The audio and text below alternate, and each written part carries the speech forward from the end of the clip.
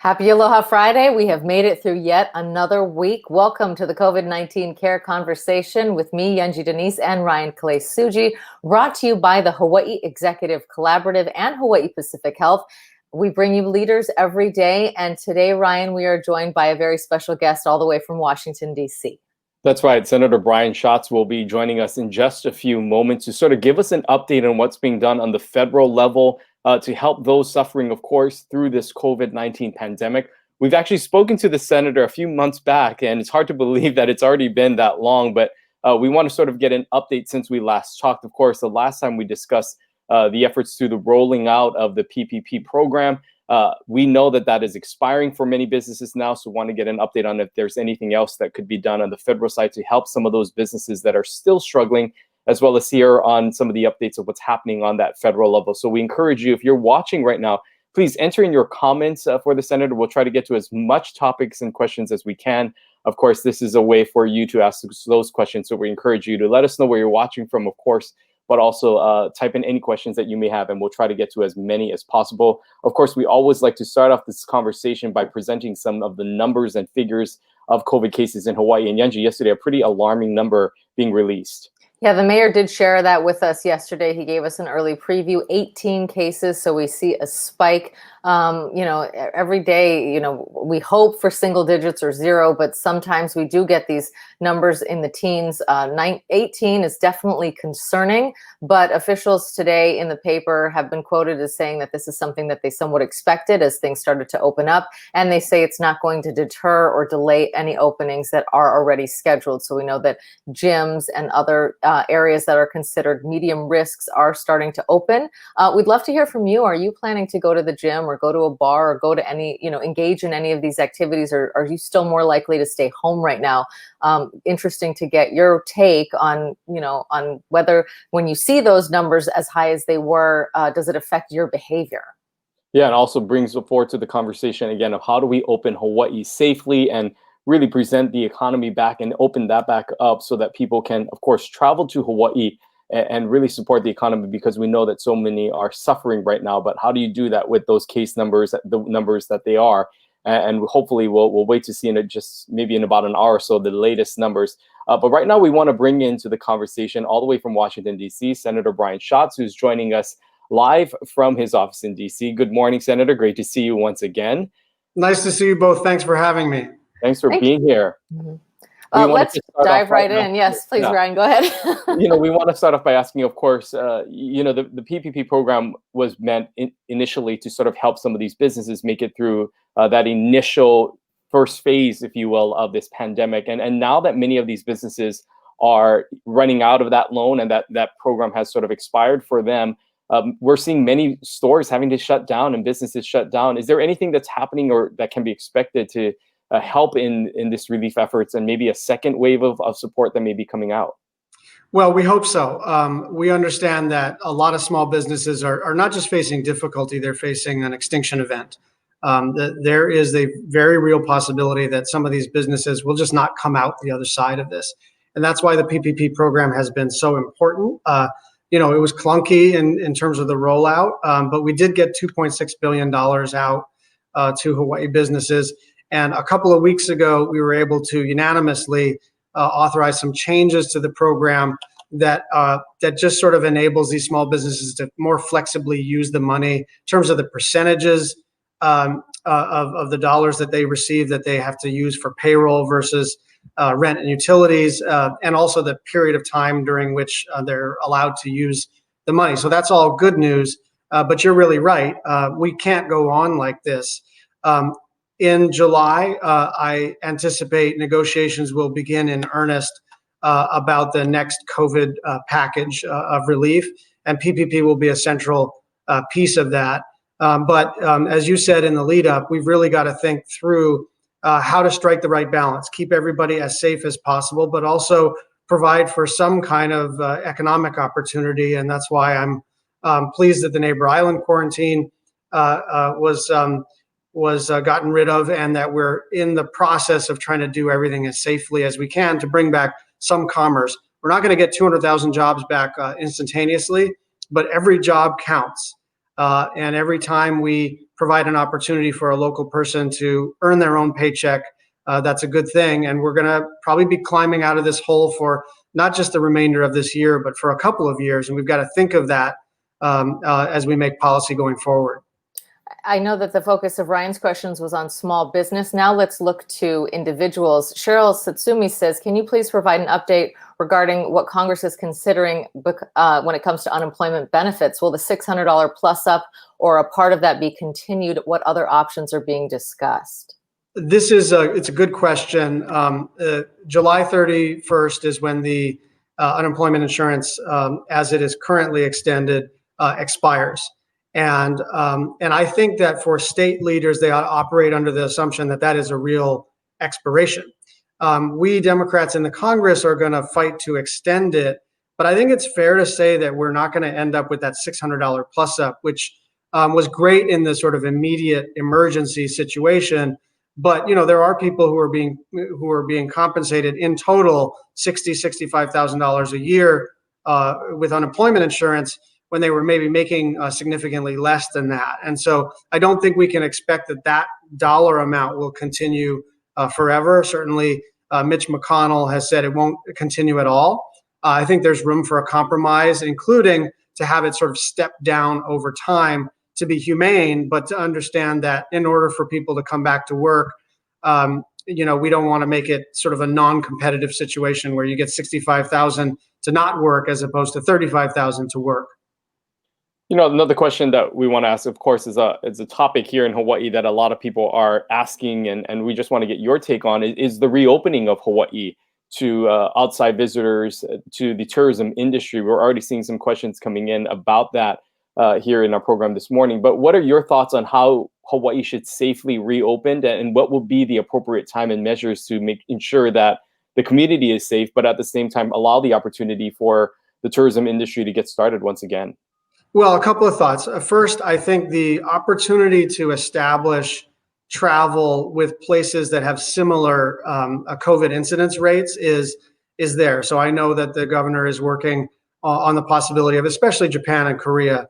The New Zealand, Australia thing is both less likely and, frankly, less of a big deal economically, because we don't have the number of direct flights that we would have from either Seoul or Haneda and Tokyo and all of that. So that's one thing that's being pursued, and I think it makes a lot of sense. And then there's the possibility of allowing people to come in, assuming they have in hand proof of a negative PCR test. Now, a lot of people rightly point out that that's not foolproof, but the truth is nothing is foolproof.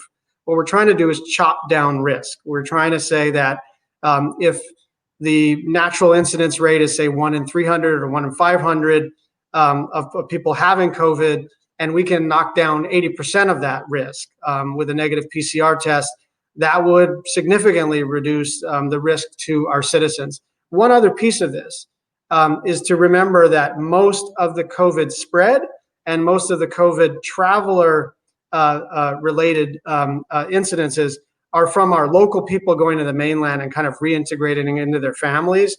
And so I think it's really smart that we're trying to reopen tourism as safely as possible. But we have to have an adult conversation with each other about the fact that by some estimates, 70 to 90% of the spread that was travel related was us guys going to the mainland and bringing it back. And so I don't want us to think purely in terms of a border, right?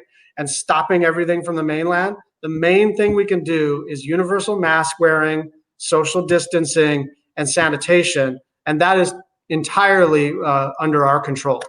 Well, on the topic of masks, it's something that's discussed here all the time. Carolyn Majeski says, where do we stand on making masks a requirement? I live in a condominium with small elevators and many think that this is over and are not wearing masks. We also saw, on a national level, there was a passenger kicked off an American Airlines flight for not wearing a mask, and now airlines are starting to mandate that on their flights. But of course, if you say that you have a health issue, then you can bypass that requirement. As it is sort of individual choice, obviously there are limits that a business can set, but should there be any kind of government intervention to require mask wearing? Well, let me take the question in two parts. First of all, an individual business can say no shirt, no shoes, no service, right?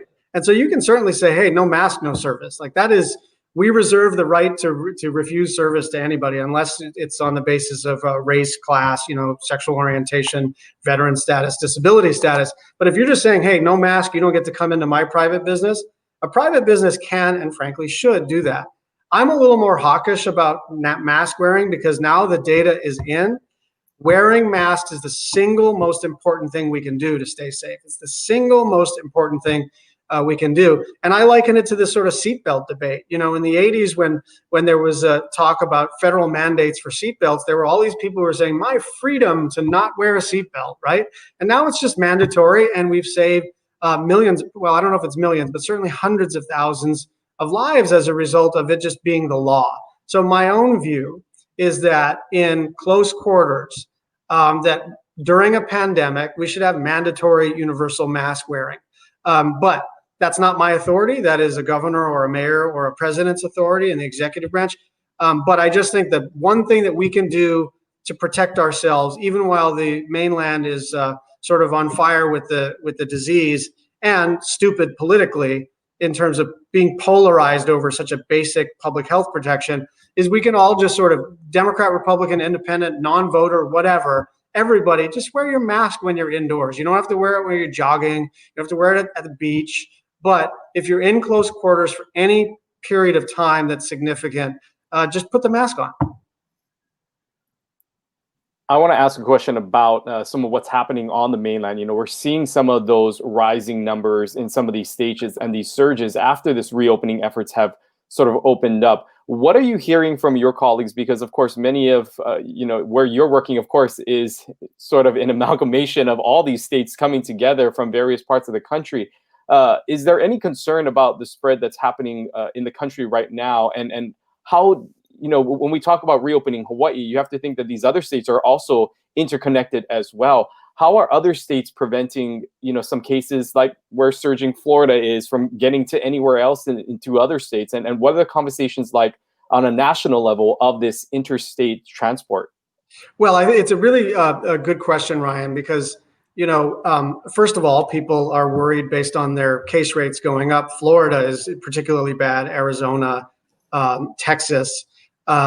These are places that are so hot that people stay indoors. You sort of tend to think that this thing is seasonal and doesn't like the heat and doesn't like the humidity. But the problem is when the heat and humidity gets so bad, then everyone goes back indoors. And so that's one sort of operating theory.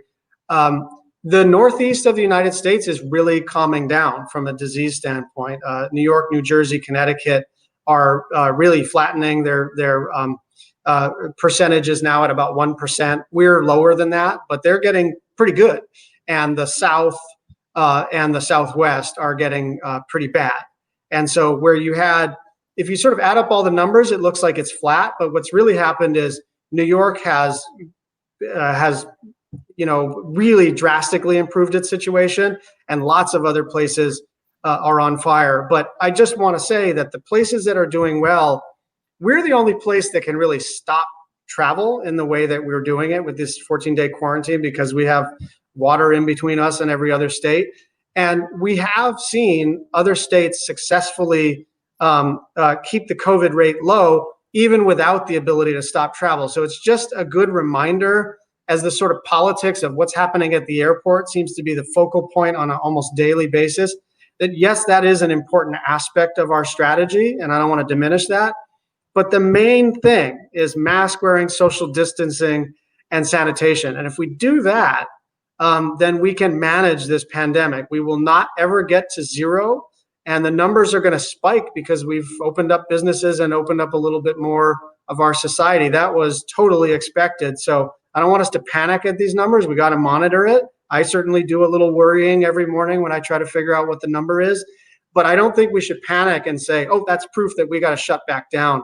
The idea is to try to keep the death rate in particular as low as possible and to drive the unemployment rate as low as possible. Well, I want to touch on that point. In today's paper, the unemployment rate was reported here in Hawaii over 22%. I know that a big part of keeping track of COVID, of course, is the contact tracing piece. And can you tell us a little bit about some of the work that you've been doing on sort of marrying those two issues? Yeah, I think it's a really good point here. Our ability to sort of attack an area of an outbreak is what's going to determine our success. And whether it's the care home where there appears to be an outbreak, there are a couple of other communities where I think there's suspicion that there are little clusters. We're really doing a good job of testing as much as we possibly can. But as the numbers spike, the Department of Health staffers that do the contact tracing and do an excellent job would just be overwhelmed just as a statistical matter. And so a good friend of mine and a former staffer of mine, Dr. Amy Grace, who works at the University of Hawaii, partnered with the Department of Health to establish this contact tracing program. And they're going to graduate. Their target was 300 to 350 contact tracers by July 15th. They look like they're exceeding that number by a little bit, between 350 and 400 contact tracers ready to roll on July 15th. So this is something we're doing well. And we're confident that the program is robust enough, because it's one thing to there's like a 6-hour contact tracing deal where you can claim, oh, we've got thousands of contact tracers, but it does take some skill and some nuance and some ability to interact with folks kind of at the social work level. And so our training is a little more robust, because in the end, you got to get people to answer questions like, who else may you have infected? Where did you go? These are sensitive conversations. And if you can't get people to answer your questions, then you can't do the contact tracing. But I went from super worried and doing a little, not quite raising my voice, but raising my alarm about the ability to do contact tracing, to feeling cautiously optimistic that we're going to be in a good spot by mid-July. One of the debates, not only here locally, but nationally, is supporting the frontlines workers and this idea of hazardous pay for those who are exposed to the virus, especially those in the healthcare industry. What are your thoughts on extension of some sort of hazardous pay or benefits for those that are having to combat this directly and having to deal with this on a level that many aren't exposed to as others are? I love it. And there's a bill that the House of Representatives passed called the HEROES Act that does exactly that provides bonus pay or hazard pay for our essential workers. And I think it's also, this pandemic has caused us to kind of rethink who we consider to be essential. Certainly it's your first responders. That part is pretty obvious. Certainly it's your people in the healthcare setting. Yeah. But as everyone starts to think through how they're personally getting through this, right? Whether it's as a parent doing distance learning, and then the guy or the woman or man who comes into your house and helps to set up your Wi-Fi in order that your kid can actually get on the WebEx and do the class, right? That's an essential worker now, right? It's the person who cleans the school, not just the person who teaches in the school. It's the grocery store worker. And so it has caused me to sort of redouble my passion for, if we call these people essential, right? And then we pay them $12 an hour, then the word essential becomes meaningless, right? If we think someone's essential, then we shouldn't pay them so little that they have to live on food stamps, right? And so it has caused me to be more and more passionate about the people who make our society run, the people who make our economy run. And when all of us kind of have that feeling of anxiety when we go to the Safeway or the Costco, I mean, there's people who just like deal with that every day because it's their job, and they deserve not just our tweets. Hey, thanks everybody for doing all the good work. They deserve money. We are spending trillions of dollars. And rightly so, to get through this period of time. The least we can do is make sure that the people who are allowing us to literally eat and educate ourselves and function in society, get paid enough for it to be worth it. There are a number of questions that are coming in about, second stimulus, or not necessarily the second. I believe it would be the third or fourth, but fourth, yeah. On the small business side, is there a PPP, or what would that actually look like? And on the unemployment benefit side, you talked about maybe doing some kind of a tiered down system. What kind of time frame are you looking at when it comes to all of these measures? When can people actually expect to know? Because so much of COVID in general is just this idea of uncertainty, and so much economic uncertainty. What does that landscape look like? How fast can Congress act on these measures? Yeah, I'm not going to give like a political answer about how I think Mitch McConnell is terrible, although I do think Mitch McConnell is terrible. Because I think people just need the information. And the last time I was on your live stream, I was able to provide some clarity about the CARES Act and kind of walk through the different pieces. I just can't do that yet because we're still negotiating, not just about the scope of it and what's included in a bill, but also the timing. My best guess is we will pass something towards the end of July, and that it will include something on PPP, very likely a modified unemployment insurance program. I don't know if it'll be modified to the point where it just doesn't exist anymore in terms of a federal subsidy, or just a tiered down system. And then support for our state and local governments, because revenue has dropped like a stone. And it was interesting. I'm on the banking committee. I talked to the chairman of the Federal Reserve, and he said that he didn't use these words, but he said it would be quite stupid to undermine our ability to recover by laying off teachers and firefighters and nurses and government workers right at the moment where we're trying to, execute a recovery. So we really need that, what we use as a shorthand, state and local funding in the next package. But I can't provide as much clarity as I normally can because we're still in the preliminary stages of the negotiation. Senator, we are, of course, in an election cycle right now. And one of the things that we always hear every election cycle is from local leaders and candidates is diversifying Hawaii's economy. There's always this talk of we need to diversify. We need to move away from tourism. And this pandemic has certainly highlighted the dependency on tourism and how much our economy is reliant on that. And discussions now maybe can move forward on a realistic look at how do we diversify our economy. What would you think, or what are your thoughts on other industries or things that Hawaii can look to do so we're not so reliant on tourism? And what is the most realistic so that it's not just this hyperbole that we talk about, oh, we're going to diversify, but we end up still relying on tourism the way that we continue to do? Yeah, thank you for that question. I think, first of all, you're right. We do need to diversify our economy, but you can't replace something with nothing. And right now, we have a couple 100,000 people without a job. And if it's ag, or if it's high tech, or if it's clean tech and clean energy, or if it's a reconfiguration of the way we think about small business, one of the things that I feel passionately about is what they call on the mainland the creative economy. In New Mexico, the creative economy is 22% of all private sector jobs. We have that organically, but we could do more to support our creative economy, which would integrate really well and already does integrate really well into our tourism economy. But I just want to make a case for us being realistic with each other, right? And not just using, oh yeah, we need to diversify as a sort of standard talking point. We have a couple 100,000 people who are primarily unemployed because tourism has completely shut down. And they are primarily local people, and they are primarily low-income people. And so if people say they want to keep tourism at essentially zero, the net effect of that is going to be hundreds of thousands of local people moving to the mainland. And I have a deep, deep concern about what that would mean for Hawaii. Now, I do think we should redouble our efforts to diversify the economy, but we also have to get our tourism economy back at some level cranking. Should it be 10 million visitors again? No, it definitely shouldn't.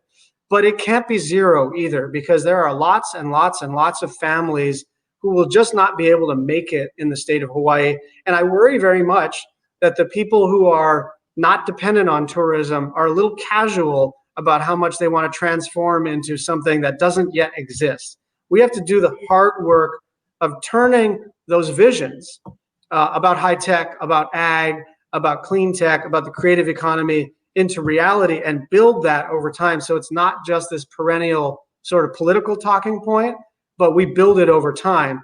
But we can't replace something with nothing. We have to build that something. And that's going to take time. And it's going to, frankly, require that politicians are honest with each other and honest with the public about what's realistic.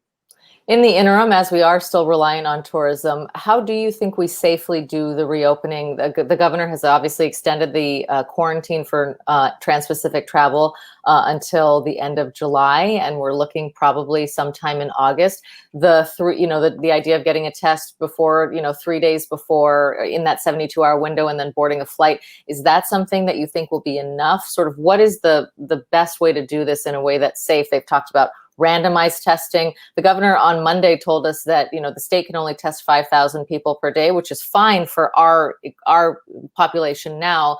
We, of course, had 30,000 arrivals on a daily basis before the pandemic, so we can't test everybody who comes into the state. How do you think we can do that safely while getting the folks that you're talking about back to work? Well, I think, a couple of things. First, I like the idea of, it's not quite a travel bubble, but it's a lifting of the quarantine with places that have low COVID incidences. So that could be pursued. And I do like the idea of a pre-test. There is still the question of whether or not those tests are going to be really available on the mainland or wherever the originating flight is. But I think that is probably the most practicable way to reopen in a way that makes people feel reasonably safe. Again, nothing is foolproof, but it's not really on the table for us to just stay closed until there's a vaccine. Because, by the way, even when there's a vaccine, that's not foolproof. You've got to deploy the thing. Not everyone will comply and all the rest of it. So I think one of the difficulties that I've seen locally in the media is you've got lots and lots of chief executives, mayors, and the governor, and then even leading legislators all sort of talking before and after each other and describing what they think should happen. This is the governor's call, and I want him to be, sort of fully in a position to make it himself. This is the chief executive of the state of Hawaii's call. I like a couple of these ideas. There may be others, but I think our responsibility as a community is to understand that COVID is going to be around our community and coming into our community. Now that you've got DOD employees who are not subject to the 14-day quarantine, we've got a bunch of teachers in the DOE who are on the mainland right now, and they've got to come back for the school year. So we've got to deal with that sort of, what are we doing? Are we testing all of them? Are we making them subject to the 14-day quarantine? If we do that, do we end up with a teacher shortage? So we've got some real challenges. And we've got to allow the governor to make some choices. And then we, as a community, the most important thing we can do, rather than beat up our leaders or sort of focus on our leaders, having minor points of disagreement, is mask wearing, social distancing. I know it's boring, but it is the most important thing. Senator, we know that your time is it's coming to an end here with you, and we know that you have to hop off on another call here. But just wanted to give you one final word, anything that you wanted to provide to the viewers watching right now about whatever you're doing now, or any sort of final thoughts that you have for this program. Well, I want to thank you guys for this show. It's super informative. I watch it when I can. It's the right, in my view, the right kind of journalism for this time. It's tough enough. You're not, it's not softball questions, but it's not just purely about trying to pit people against each other. This is going to get worse before it gets better economically and even in terms of the public health. So we need to really hang together and demonstrate that we're not the mainland and that we can get through this in a way that is the envy, certainly of the country and maybe even the world. We can do this together, and I just want everybody to kind of take a deep breath and remember, this is not about political rivalries or how much you hate or favor one politician over the other, but trying to keep ourselves safe and have some jobs and some schools running in the fall. We definitely want that. Thank you so much, Senator Brian Schatz, for your extended time this morning. We sincerely appreciate it, and thank you for fighting for Hawaii. Thanks, guys. Appreciate it. Aloha. Okay, so you heard him there. We're looking at possibly July. They're still hammering out the details. We don't know if there's going to be another round of PPP. We don't know if there is an extension of that $600 plus up. It doesn't sound like that full $600 is going to be on the table because, as he said, and this is actually something that Scott Murakami, the director of Labor and Industrial Relations, had talked about too, that some people are making more money on unemployment than they did in their traditional jobs, and there was that sort of conflict there. So it sounds like possibly a tiered system where you'd have a tiered down plus up, if you will. but none of those answers coming probably till sometime late next month.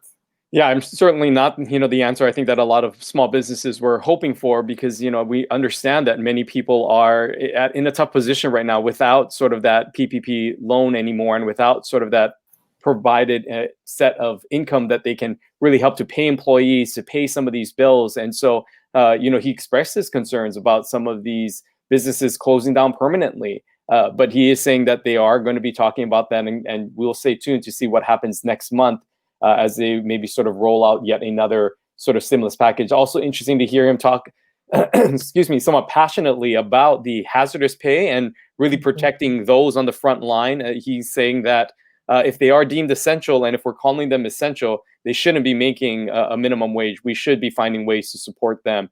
So speaking very passionately about that, and also interesting about his thoughts about how local politicians are actually handling this as well, and that more support should be going towards the governor and his decisions. Right, giving more power to the executive.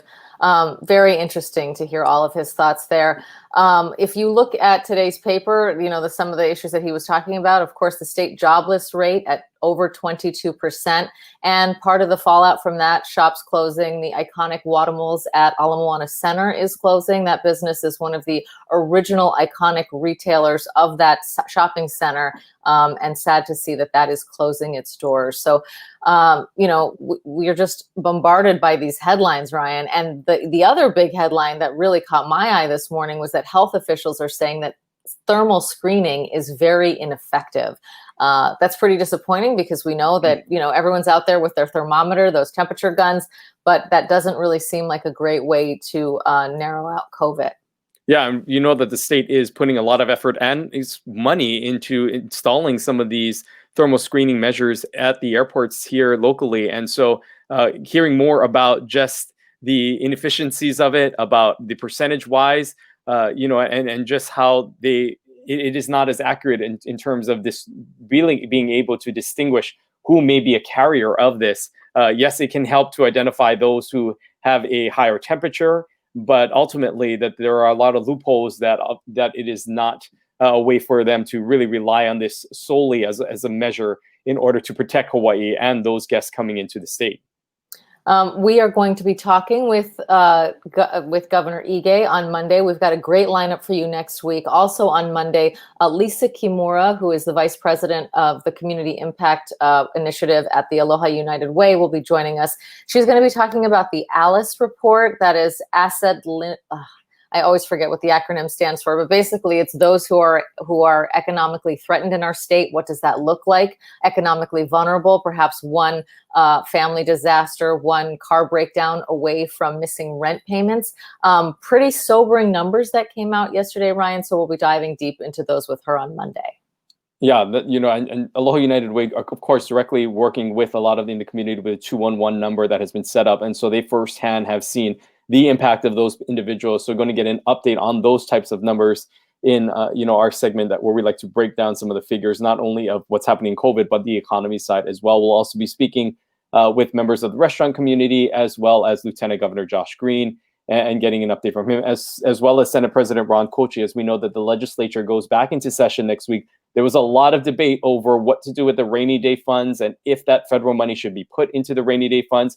They sort of said that they were going to use this interim of 3 weeks to decide how they were going to best disperse that federal money. And well, the time is coming next week. And so we want to hear about what some of those decisions and proposals that will be put on the table to help get more money and support out to the community. Of course, we like to always end our broadcast by highlighting the good that's happening amongst so much things that are happening all around us. It's oftentimes that we remember all the good things that are happening in our Hawaii Hero segment. Yeah, and we want to highlight an initiative that's happening on Maui with Maui County Mayor Mike Victorino, along with the Hawaii Community Foundation and Hawaii Community Assets. They're launching a financial opportunity center, and that is to help thousands of residents into housing. It's, now more than ever, we've heard for many years about the housing crunch on Maui, especially when it comes to rentals. So they've actually provided matching funds for a total of $500,000, excuse me, to manage and operate the Financial Opportunity Center. It will assist 3,000 Maui residents